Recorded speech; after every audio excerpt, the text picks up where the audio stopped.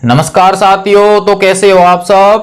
तो हम कंप्लीट कर रहे हैं 12th क्लास की फिजिक्स के न्यूमेरिकल, और जिसमें हम कंप्लीट कर रहे हैं चैप्टर नंबर 11 के न्यूमेरिकल। इसमें हमारे 3 न्यूमेरिकल कंप्लीट हो चुके हैं। आज हम कंप्लीट करेंगे इसका न्यूमेरिकल नंबर 4। तो देख लेते हैं क्वेश्चन नंबर 4 को।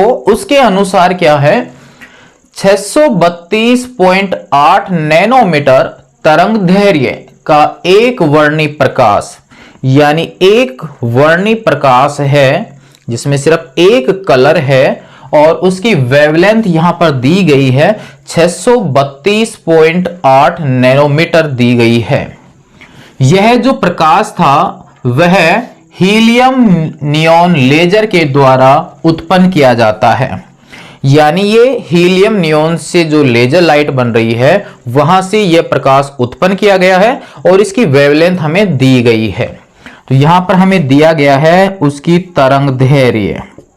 तरंग दैर्घ्य हमें यहां पर दी गई है, जिसे मैं दर्शा देता हूं लैम्डा से, और वैल्यू है 632.8 नैनोमीटर। और इसे नैनो को अगर हम हटा देते हैं तो हमारे पास में आ जाता है 632.8 गुणा 10 की पावर -9 मीटर। ठीक है, यहां पर वेवलेंथ कंप्लीट हो जाती है। क्या पूछा गया है, देखिए आप यहां से। फर्स्ट, प्रकाश के किरण पुंज के प्रत्येक फोटोन की ऊर्जा, यानी जो प्रकाश लेजर लाइट के द्वारा प्राप्त हो रहा है उसमें अनेकों फोटोन हैं और वो एक किरण पुंज के रूप में प्राप्त हो रहे हैं। तो वहां पर एक फोटोन की क्या ऊर्जा होगी और उस फोटोन का संवेग क्या होगा। यानी यहां पर हमें पूछा गया है फोटोन की ऊर्जा। फोटोन की ऊर्जा E का मान पूछा गया है, और फोटोन की ऊर्जा का फॉर्मूला हम जानते हैं, E बराबर h न्यू होता है किसी एक फोटोन की। और साथ में पूछा गया है उसका संवेग, P का मान पूछा गया है। ठीक है, सेकंड हमारे पास इसमें क्या पूछा गया है, देखिए। इस किरण पुंज के द्वारा विकिरित किसी लक्ष्य पर औसतन कितने फोटोन प्रति सेकंड पहुंचेंगे, यानी किसी टारगेट के ऊपर कितने फोटोन प्रति सेकंड पहुंचेंगे, यानी एक सेकंड में कितने फोटोन वहां पर पहुंचेंगे किसी टारगेट पर। यह मान लीजिए कि किरण पुंज की अनुप्रस्थ काट एक समान है, यानी जो किरण पुंज वहां पर बन रहा है, यहां पर फोटोनों के द्वारा जो बीम बनता हुआ आगे गुजर रहा है उसका अनुप्रस्थ काट जो है, यानी क्षेत्रफल जो है वो एक समान है। हर जगह किरण पुंज की साइज बराबर है। जैसे मार्कर है तो हमारे पास इसकी अनुप्रस्थ काट जो क्षेत्रफल है हर पॉइंट से वह समान है और लक्ष्य के क्षेत्रफल से कम है, जिसके ऊपर जाके वो टकराएगा। जैसे मान लीजिए यहां पर हमारे पास ये टारगेट है, यहां से किरण पुंज आ रही है और ये इसके ऊपर टकराए, तो इसकी अनुप्रस्थ काट क्षेत्रफल और इसका जो क्षेत्रफल है, इसका क्षेत्रफल ज्यादा, इसका क्षेत्रफल कम होगा। अनुप्रस्थ काट क्षेत्रफल यानी लंबवत काटा हुआ क्षेत्रफल। नेक्स्ट हमारे पास में है C। एक हाइड्रोजन परमाणु को फोटोन के बराबर संवेग प्राप्त करने के लिए कितनी तेज चाल से चलना होगा। यानी एक हाइड्रोजन परमाणु लिया है, वह हाइड्रोजन परमाणु कुछ स्पीड से चलेगा, क्योंकि उसमें द्रव्यमान तो है ही, स्पीड से चलेगा तो द्रव्यमान गुणा वेग क्या हो जाएगा, संवेग के बराबर। तो ये हाइड्रोजन परमाणु का संवेग जो है वो इस फोटोन के संवेग के बराबर हो जाए, तो उसके लिए उसको कितने स्पीड से चलना होगा, ये हमें यहां पर ज्ञात करना है। ठीक है, तो नेक्स्ट हमें यहां पर क्या ज्ञात करना है, फोटोनों की संख्या ज्ञात करनी है। फोटोनों की संख्या, प्रति सेकंड कितने फोटोन पहुंचेंगे, यानी B हमें यह ज्ञात करना है, और C हमें ज्ञात करना है वेलोसिटी किसकी, हाइड्रोजन परमाणु की। तो ये हमें ज्ञात करना है। क्लियर है।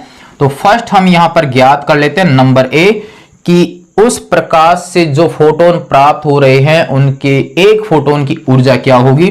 तो हमारे पास फोटोन की ऊर्जा, फोटोन की ऊर्जा फर्स्ट ज्ञात करेंगे तो हम जानते हैं E बराबर क्या होता है, h न्यू होता है। न्यू का मान हमें यहां पर दे नहीं रखा, यानी आवर्ती हमें नहीं दी गई है, हमें दिया गया है वेवलेंथ, तो इसको हम वेवलेंथ में कन्वर्ट कर लेंगे। और हम जानते हैं न्यू बराबर होता है C/λ।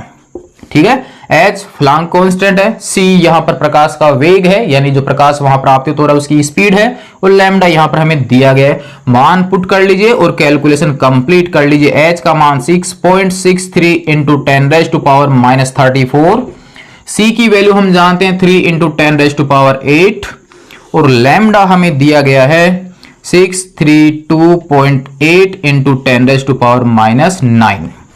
यहां पर 10⁻⁴ को ले जाइए ऊपर, इस वैल्यू को 3 से मल्टीप्लाई कर लीजिए, नीचे वाली संख्या का दे दीजिए भाग, तो हमें मिल जाएगी एक फोटोन की ऊर्जा का मान। सेकंड हम ज्ञात करेंगे फोटोन का संवेग। फोटोन का संवेग P बराबर हम जानते हैं प्यारे विद्यार्थियों h/λ होता है, क्योंकि यहां पर वेवलेंथ दी गई है और h का मान अभी हमने ऊपर नोट किया है, प्लैंक कांस्टेंट -34 और लैम्डा है हमारे पास 632.8 इंटू 10⁻⁻⁹। यहां पर इसको कैलकुलेशन कर लेंगे तो P का मान हमारे पास क्या आएगा, हल कर लीजिए इसको और कंप्लीट आंसर जो आता है उसको आप यहां पर नोट कर लीजिए। तो हमारे पास यहां पर जो वैल्यू फाइनल प्राप्त हो जाती है, कैलकुलेशन आप रफ कॉपी में कंप्लीट कर लीजिए, 3.14 इंटू 10⁻⁻19 जूल ये हमें प्राप्त होती है। अगर हम इसको इलेक्ट्रॉन वोल्ट में कन्वर्ट करते हैं तो हमारे पास 1.6 इंटू 10⁻⁻19 का दे दीजिए आप भाग, तो हमारे पास फाइनल वैल्यू आ जाएगी 1.96 इलेक्ट्रॉन वोल्ट। यानी यहां पर हमें जो फोटोन प्राप्त हो रहे हैं किरण पुंज के रूप में, उसमें किसी एक फोटोन की जो एनर्जी होगी वो होगी 1.96 इलेक्ट्रॉन वोल्ट। क्लियर है दोस्तों।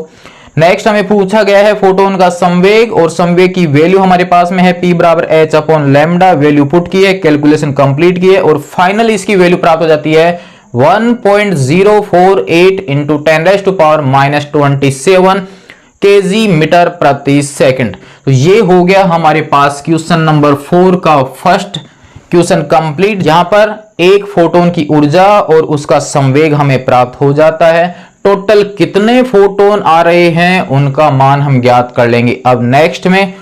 फिलहाल कर लीजिए आप इसको नोट, क्वेश्चन नंबर 4 के फर्स्ट का आंसर कंप्लीट, ए नंबर आपका कंप्लीट है। नेक्स्ट में देखेंगे फोटोनों की संख्या प्रति सेकंड की।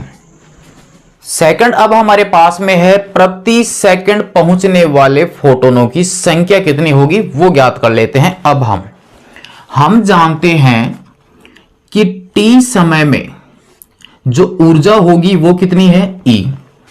क्लियर है। अगर हम टोटल ऊर्जा की बात करें और फोटोनों की संख्या अगर n है तो t समय में टोटल कितनी ऊर्जा होगी, Ne ऊर्जा होगी कंप्लीट फोटोनों की। एक फोटोन की ऊर्जा E है और टोटल फोटोनों की ऊर्जा कितने के बराबर हो जाएगी, Ne के बराबर हो जाएगी, और वो कितने समय में मिलेगी हमें, t समय में मिलेगी। तो एक सेकंड में जो ऊर्जा हमें मिलेगी कंप्लीट, वह ऊर्जा एक सेकंड में वह ऊर्जा उस स्रोत की शक्ति के क्या होगी, बराबर होगी। प्रति सेकंड किए गए कार्य का मान या कार्य करने की दर या ऊर्जा में परिवर्तन की दर वही किसके बराबर होती है, शक्ति के बराबर। तो P बराबर किसके हो जाएगा, Ne/T के। और यहां पर T का मान एक सेकंड दिया गया है, तो P बराबर हमारे पास हो गया Ne। E किसी एक फोटोन की ऊर्जा, N फोटोनों की संख्या और P है उस स्रोत की पावर, और T का मान एक सेकंड यहां पर बोला गया है, तो P बराबर क्या हो जाएगा, Ne हो जाएगा। तो हमारे पास फॉर्मूला लग जाएगा, क्योंकि P बराबर Ne, हमें ज्ञात करना है n का मान, और ये जो फॉर्मूला हमें मिला है वो मिला है t बराबर एक सेकंड के लिए, यानी प्रति सेकंड के लिए ये फॉर्मूला हमें यहां पर प्राप्त हुआ है। वैल्यू रख लीजिए, p का मान हमें यहां पर क्वेश्चन में दिया गया है P/E, n is equal to, p का मान क्वेश्चन में दिया गया है 9.42 गुणा 10⁻³ वाट। मिली वाट में यहां पर पावर दी गई है, हमने कंप्लीट कर लिया है इसको वाट में, और E की जो वैल्यू है वो हमने इसके भाग A में ज्ञात कर ली है, और वह एनर्जी थी 3.14 गुणा 10⁻⁻19। यहां पर 9.42 को 3.14 डिवाइड कर देगा 3 बार, तो यहां पर आ गया 3, 10⁻⁻19 ऊपर की ओर, तो ये हो जाएगा प्लस का, और n बराबर हमारे पास फाइनल वैल्यू आ जाएगी 3 गुणा 10⁻16, यानी प्रति सेकंड पहुंचने वाले फोटोनों की संख्या वह होगी 3 गुणा 10 की पावर 16 फोटोन, इतने फोटोन एक सेकंड में पहुंचते हैं। क्लियर है? तो ये हो गया इसका सेकंड क्वेश्चन कंप्लीट। नेक्स्ट इसमें थर्ड जो क्वेश्चन यहां पर पूछा गया है वो ये पूछा गया है कि हाइड्रोजन परमाणु को कितनी स्पीड से चलना चाहिए कि उस हाइड्रोजन परमाणु का संवेग इस फोटोन के संवेग के क्या हो जाए, बराबर हो जाए। तो इसका मतलब हाइड्रोजन परमाणु का संवेग बराबर होगा किसके, एक फोटोन के। तो इसका मतलब ये हुआ कि यहां पर pH बराबर मैं लिख सकता हूं P के।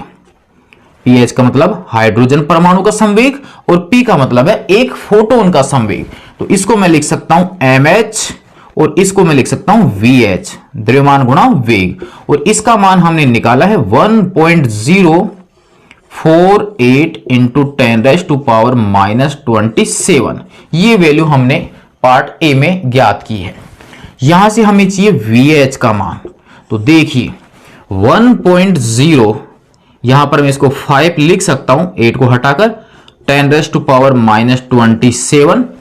mH यहां पर नीचे जाएगा और VH बराबर हो जाएगा, देखिए 1.05 इंटू 10⁻⁻27। mH का मतलब है प्रोटॉन का द्रव्यमान, क्योंकि हाइड्रोजन में एक प्रोटॉन होता है। 1.67 इंटू 10⁻⁻27। 27 दोनों सेम है। यहां पर पॉइंट 2 डिजिट के बाद है, यहां पर भी पॉइंट 2 डिजिट के बाद है। तो VH बराबर 105 और 167 कंप्लीट करेंगे। ऊपर मान छोटा है, नीचे मान आपके बड़ा है, तो आंसर इसका आ जाएगा 0.6287 मीटर प्रति सेकंड, या इसको मैं लिख सकता हूं 0.63 मीटर प्रति सेकंड। ये आ जाएगा क्वेश्चन नंबर 4 का थर्ड क्वेश्चन कंप्लीट। सेकंड ये रहा, थर्ड हो गया ये, और क्वेश्चन नंबर 4 आपका कंप्लीट। कैसा लगा आपको ये क्वेश्चन, समझ में आया या नहीं आया, कमेंट्स में जरूर बताइए। और अगर कंप्लीट हो गया है तो अन्य दोस्तों को जरूर सेंड कीजिए, ताकि उनका भी ये क्वेश्चन कंप्लीट हो सके। और हम कंप्लीट कर रहे हैं फिलहाल 12th क्लास की फिजिक्स के न्यूमेरिकल।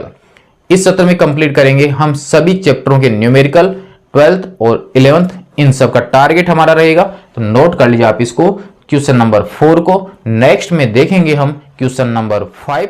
तब तक के लिए धन्यवाद।